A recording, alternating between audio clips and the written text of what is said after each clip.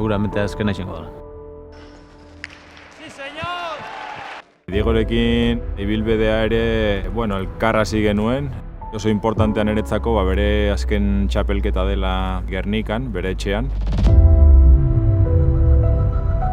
Ja uste dut badala ordue beste batzuri izteko lekue.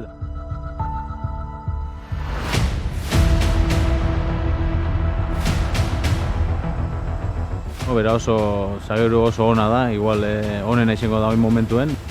Horrek piniko eskuleko baten, txapela lortzeko oportunidad handizekaz. Egurran batera aterako gara. Bikain Gernikarra, zer rematea eta zer pilota sartu duen Diego.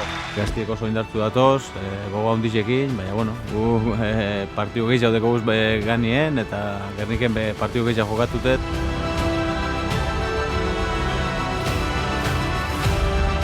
Nire misioa beti izaten da nire lana ondo egitea, hori defendatzen baldin badet kantxan, gero ere emaitzak ere hobeagoak izaten dira. Azken 20 urteetan egin dut eta hori da aldatuko. Niretzako azkeneko partidu Gerniken joatzi oso importanti da. Eukeri ukiko dut además torneo importante baten izetit.